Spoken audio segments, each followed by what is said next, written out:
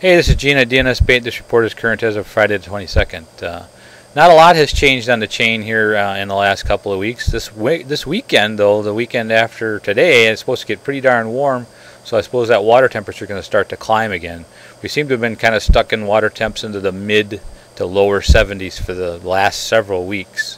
As far as the perch bite goes on Lake Mendota, it continues to be pretty non-existent, I would have to describe it as, even though there are some guys out there chasing around and do occasionally catch a few perch, and occasionally even catch a few nice perch.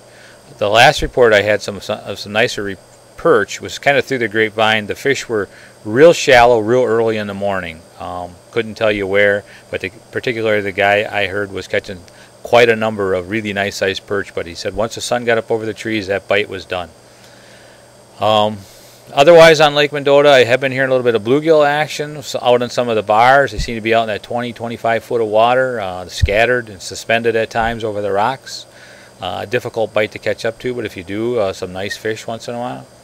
The smallmouth, the bite that is occurring seems to be along the weed lines. It's not on fire from what I hear, but they are catching a few.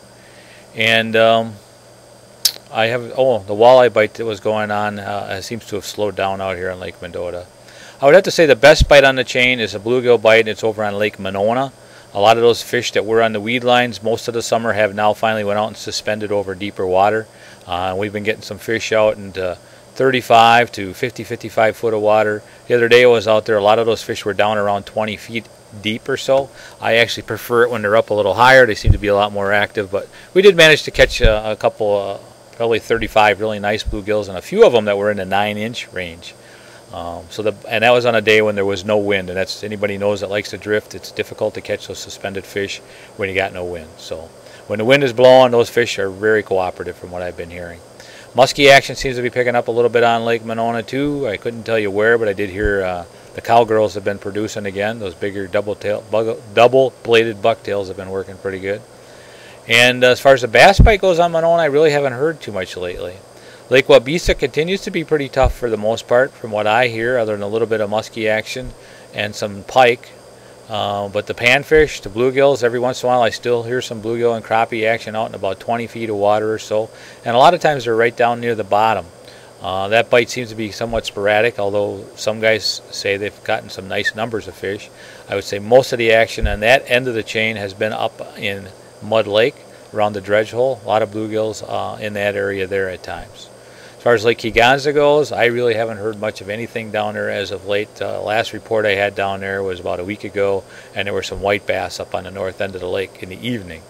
But I haven't heard much since then.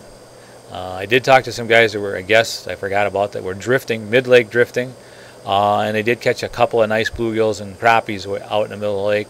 They were very nice fish, but they didn't get a whole lot of them.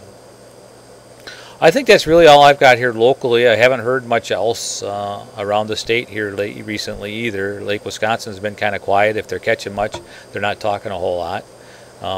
So if you got any questions, you can call us here at the store at 608-241-4225, and we'll talk to you next week. Thanks.